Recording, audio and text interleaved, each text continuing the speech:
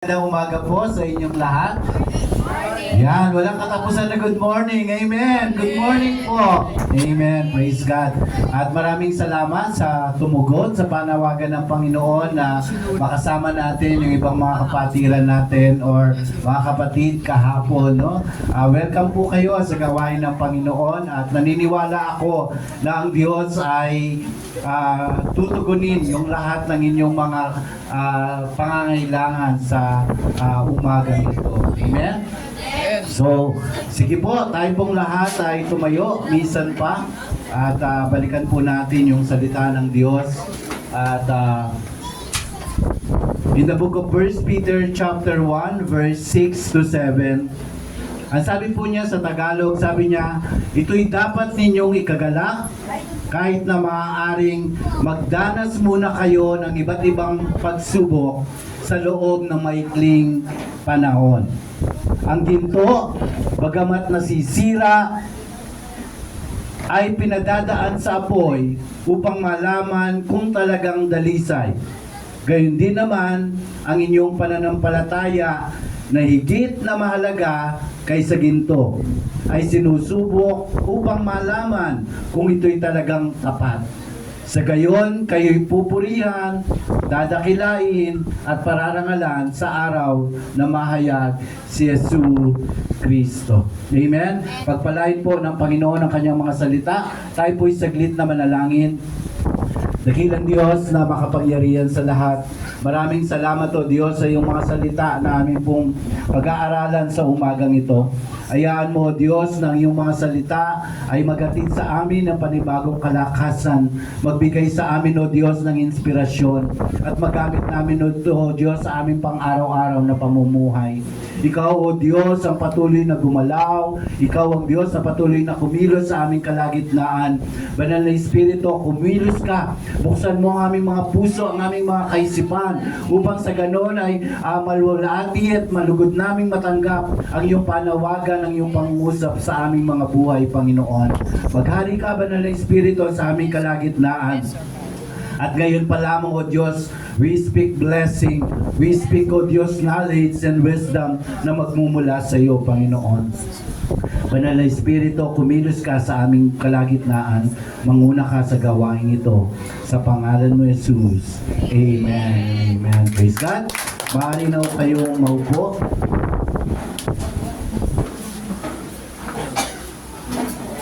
Okay, we're talking about this month ay pinag-uusapan po natin yung living hope. Okay?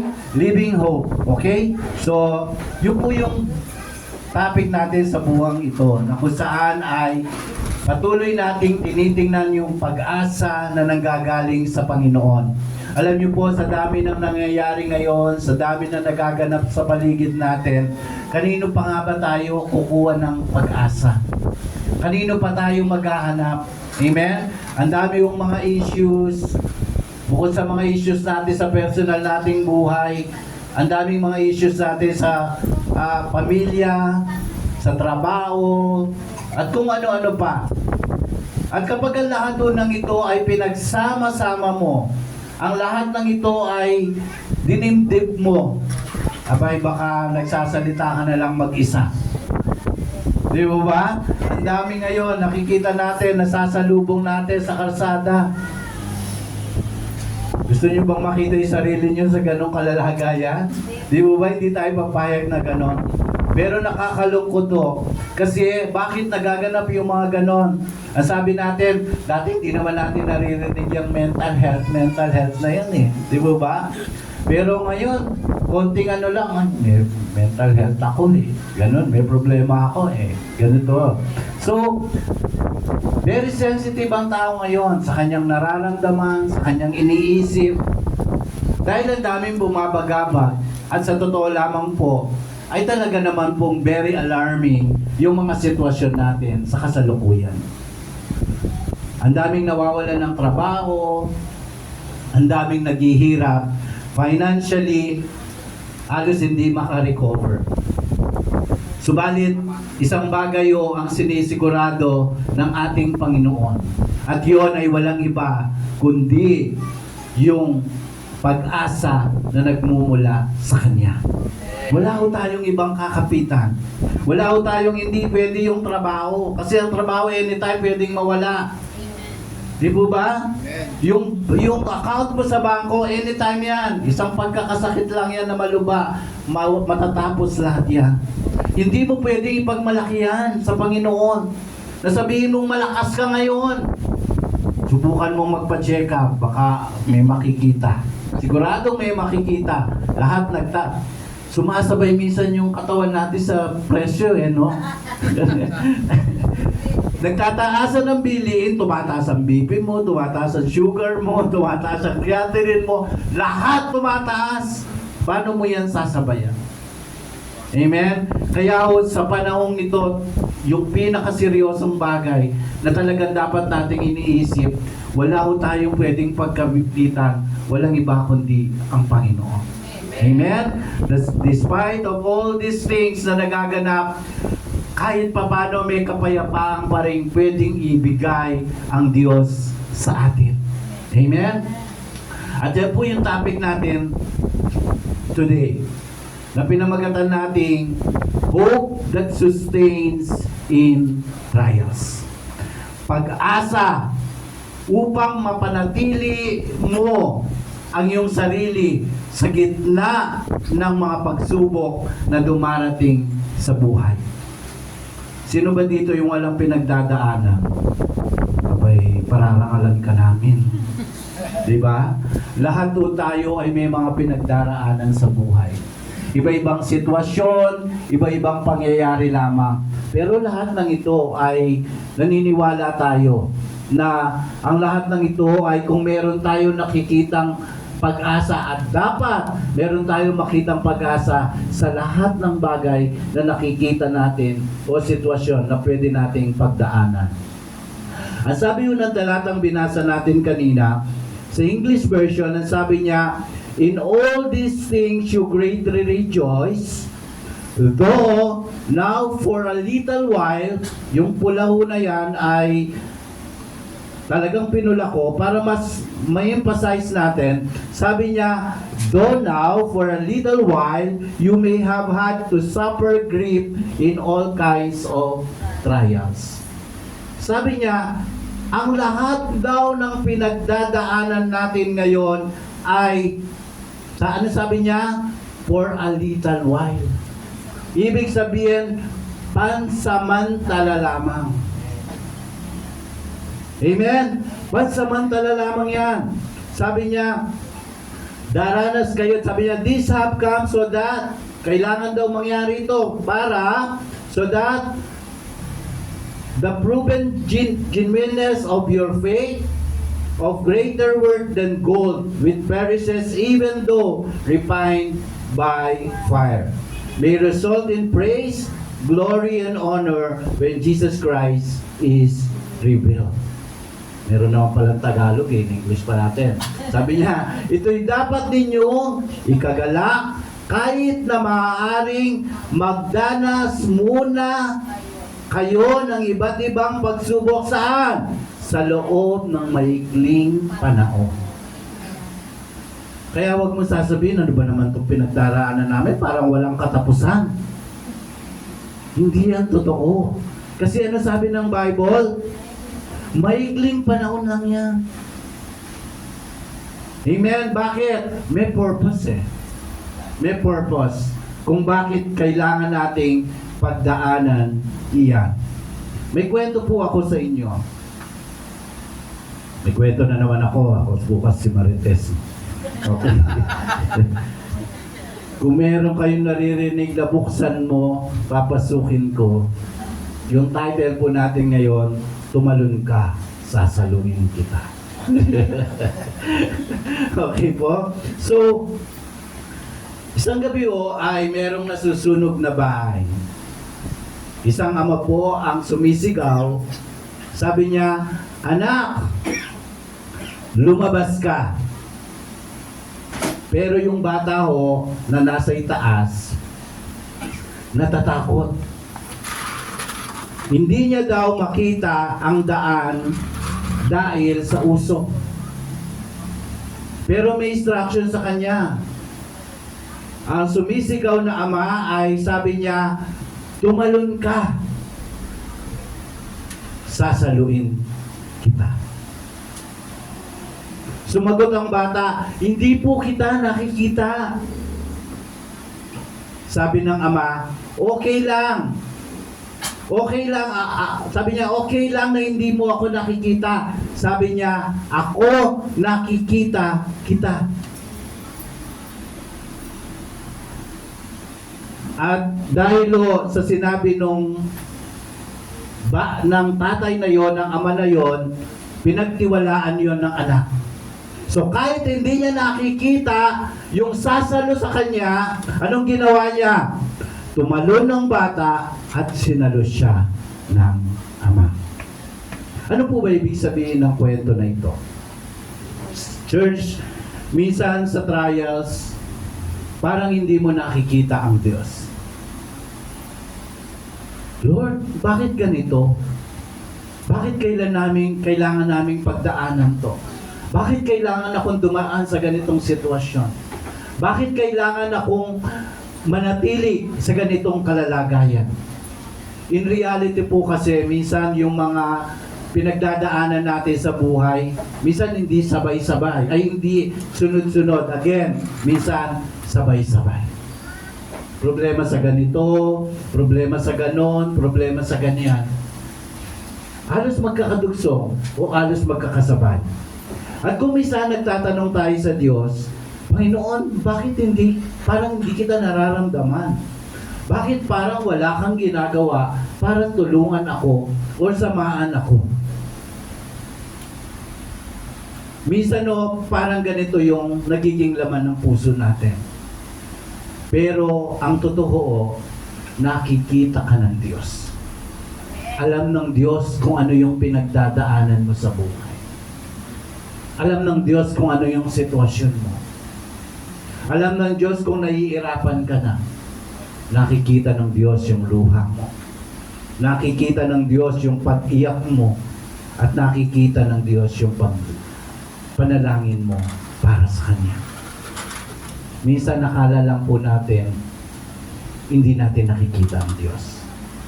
Pero as long na sumusunod tayo doon sa panawagan ng Diyos, doon sa instruction ng Diyos, makakaasa tayo ng Diyos ay meron gagawin.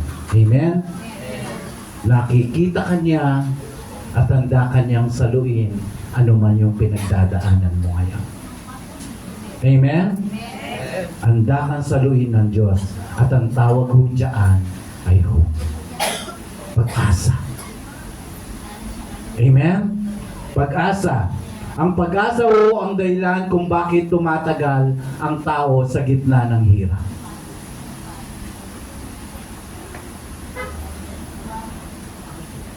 Ilang taon ka na ba? Kung ilang taon ka na sa mundong ito na nabubuhay, ang dami mo na sigurong karanasan. Ang dami mo nang pinagdaanan sa buhay. Pero still, you are here, ligtas, malakas, at nandun pa rin ang pagsama ng Diyos sa iyo. Amen?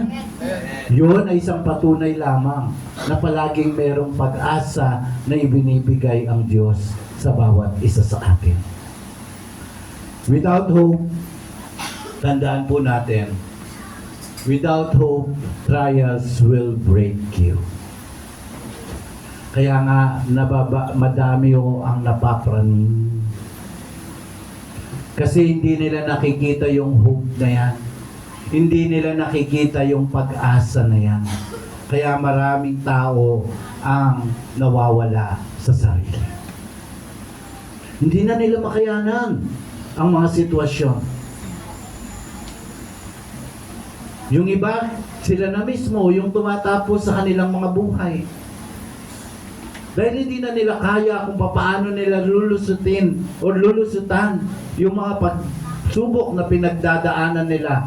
And the way, ang nakikita lang nilang pag-asa para maka-exit sila dito ay walang iba kundi ang tapusin ng kanilang buhay. Naakala nila na yun yung solusyon. Kaya napakahirap ang isang tao na wala talaga siyang ugnayan sa Panginoon.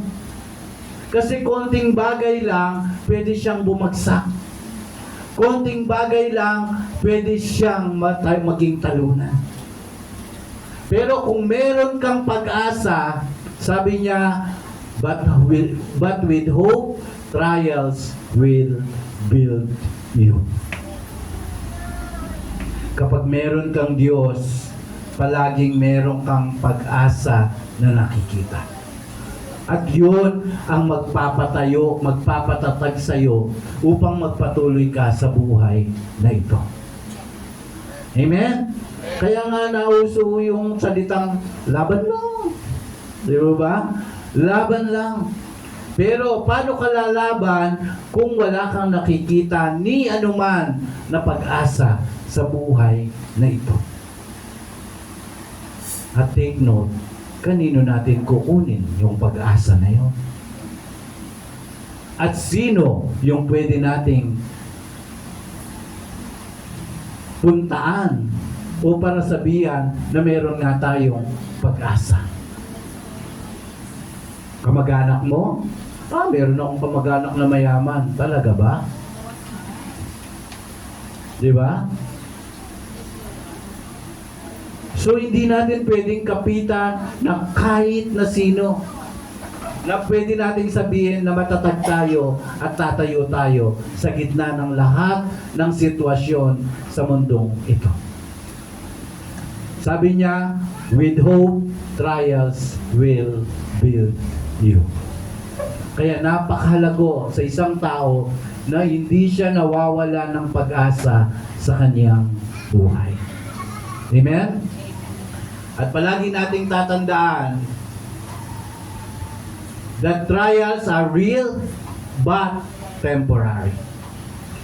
Ang mga pagsubok sa buhay ay totoo po, pero ang lahat ng ito ay pansamantala lamang. Ulitin ko, sabihin nyo nga, pansamantala. Pansamantala. Yan. Yan ang palagi nyoong ilalagay sa inyong isipan. Na anuman ang pinagdadaanan mo ngayon, yan ay pansamantala lang. Matatapos din yan. Amen? Amen. Matatapos din yan. Dalawang bagay lang yan. Either ikaw ang matapos o ang problema mo ang matapos. Di ba ba? But trials, ano sabi niya kanina doon sa talatang binasa natin? Though now, sabi niya, for a little while, sa maikling panahon lamang. Ang pagsubok po ay hindi permanente. May expiration, katulad ng mga delata at mga pagkain natin. Amen? May expiration ho, yung pagsubok. Ano po ba ang katotohanan nito? Minsan may problema tayo sa pamilya. Di po ba? Magsimula tayo sa pamilya. Nagkakaaway ang mga magkakapatid, nagkakainggitan, at kung ano-ano pa. Minsan nagsusumpaan pa nga eh. At minsan nagkakabaranggayan pa. Magkakapatid yan ha. Pero at the end of the day, magkakasundo pa rin yung mga yan. Amen? Kasi nga, ang tawag doon, pamilya. Kaya pag merong isang pamilya, hayaan nyo sila pag nagkakagulo sila. Huwag kang bida-pabida, ha? Huwag kang Jollibee dyan. Kasi at the end of the day, ikaw ang kontrabida. Magkakapatid yan eh. Di ba ba? At the end of the day, edi ikaw lahat, ikaw tuloy yung tuturo nila. Ito kasi pakialamera to eh. Di ba? Di ba ba? Kasi magkakapatid yan, magkakasundo at magkakasundo po yan. At ang problema sa pamilya, tingnan ninyo, natatapos din naman. Di po ba? Meron po bang problema sa pamilya nyo na hindi natapos hanggang ngayon? Kung meron man na hindi pa natatapos, I'm telling you, matatapos din niya. Financial struggles. Ay, ito palagi yan. Di po ba? Palagi tayo nag-struggle financially. Pero, look, nakikita natin yung provision ng Diyos. Nandyan din naman, natutugunan din naman. Diba? At sa panahon ng mga kailangan ka uli, God will reveal it again. Tutugunan at tutugunan uli ikaw ng Panginoon para bigyan ng provision. So yung problema mo sa pera, matatapos din yan. Amen? Magkakapera ka pa din. Yes. Naniniwala ba kayo doon? Amen? Magkakapera ka pa din. Hindi ibig sabihin na wala ka ngayon, forever ka nang wala. Ano sabi nila? Ang buhay daw ay parang gulong o kabisado. Di po ba? Kasi nga, ang totoo, gano'n. Kaya kapag meron tayong mga kakilala na sa ngayon ay wala, huwag natin niyang mamalitin. Kasi ang buhay ay ano, parang gulong, paikot-ikot lang. Minsan ikaw ang meron, minsan sila ang wala. Minsan ikaw ang wala, di ba? Sila ang meron. Pero wala tayong dapat na ipagmalaki. Kaya nga kapag meron ka, dapat huwag kang parang akala mo walang katapusan yung kayamanan mo. Di mo ba dahil hindi mo masasabi ang buhay? Na yung walang-wala ngayon, baka bukas siya ang meron naman at sa kanya kalalapit. Yun yung palagi nating tinitingnan dapat. Maging ang Biblia, tinuturuan tayo niya. Na kapag tayo ang meron, hindi ko sinabing, sige lang, waldas ng waldas. Pero I'm telling you, kapag tayo ang meron at binibigyan tayo ng opportunity na tumulong tayo. Kasi hindi sa lahat ng pagkakataon, meron kang pagkakataon na tumulong. Ano ang pinakamahirap? Yung gusto mong tumulong pero wala kang magawa dahil wala kang itutulong. Di po ba? Pero, nung panahon, pwede kang tumulong, ay, talagang nakaganon ka, walang lalabas. Di po ba? Walang lalabas. Ano ba yung rules ng prosperity? Di ba? Dapat katulad daw ng ilog. Hayaan mo lang siyang umagos para magtuloy-tuloy. Pero pag inarangan mo yan, akin lang yan, ay, mauubos po yan. Amen? Ang financial struggle, natatapos po yan. Kung meron kayong pinagdadaanan financially ngayon, matatapos siya. Amen? Malay mo, mamaya tapos na yan. May malaking blessing na inihaanda ang Diyos sa inyo. Amen? And then sickness. Sino ba yung perfect ang health dito? Wow, ha? Di ba? Lahat tayo, hindi natin yan maiiwasan. Ang pagkakasakit ay sadyang nangyayari sa buhay ng isang tao. Amen? Pero it doesn't mean na hindi mo malalampasan yung sakit na yan. Amen? Ilang beses ka na ba na ospital pero still you're alive. Ibig sabihin, nalampasan mo yon, natapos siya. So lahat ng bagay merong expiration. Hindi dinideny ng Bible ang sakit. Pero ina-acknowledge niya na to. Ang sabi niya, for a little while. Pansamantala lamang yan at hindi yan habang buhay. Amen? Huwag kayong maniwala. Ano ba nito? Pinanganak akong mahirap. Siguro mamamatay na lang akong mahirap. Huwag kang papayag na ganon. Diba? Sino lang yung nagiging ganon? Yung mga tao na niyayakap nila ang ganong kasabihan. Dapat magkaroon ka ng determinasyon. Ikaw mismo magkaroon ka ng determinasyon sa sarili mo at sasabihin mo sa sarili mo, hindi ako papayag na mananatili akong mahirap. Amen? Dapat ikaw mismo ay merong determinasyon sa iyong sarili. At palagi nating tatandaan na ang buhay ay sadyang may katapusan ang lahat ng bagay. Kaya wag po tayong manangan sa maraming bagay. Alam po natin ito. Alam nating lahat yan, na pag may bagyo, di ba, pag bumuhos yung ulan, yung malakas na hangin, ano ba to? Parang walang katapusan. Pero eventually, after 2 days, after 3 days, lilitaw din ang haring araw. So, ibig sabihin, walang bagyo na permanente. Amen? So, lahat ng bagyo sa buhay natin na hinaharap natin ngayon, ibig sabihin yan, hindi yan permanente. Matatapos din yan. Malalampasan mo din yan. Amen? Agree ba kayo doon? The trials are real, but temporary. Amen? Ang lahat ng ito ay temporary lamang. Okay, pangalawa. Trials test and purify your faith. Ano sabi niya doon sa binasa natin?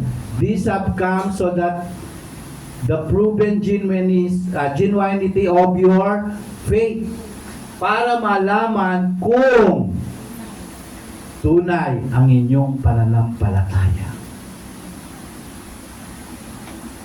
Pag binigyan mo kayo ng pagsubok, doon matitest kasi kung talagang kakapit ka sa Diyos.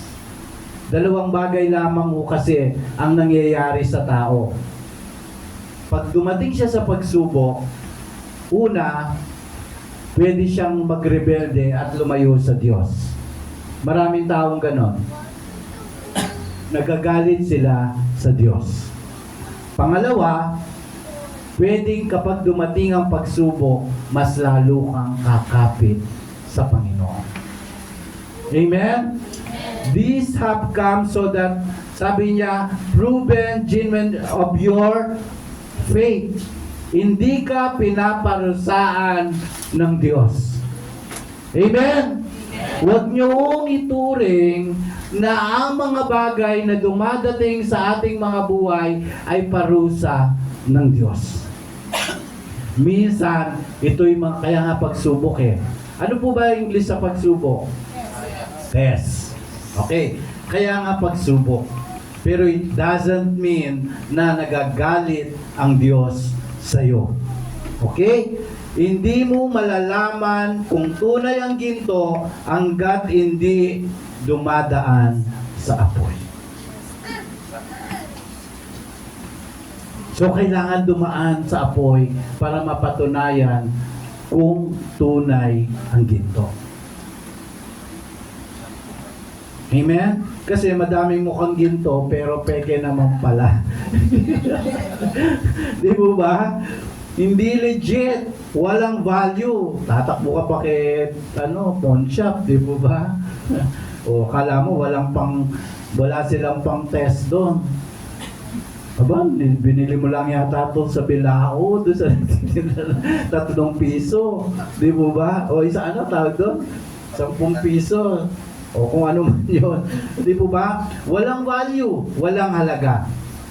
So, mga kapatid, ang pananampalataya po na hindi nasusubok, ito ay hindi proven. So, kailangan masubok talaga yung faith natin. Baka sinasabi mo, Lord, bakit ako?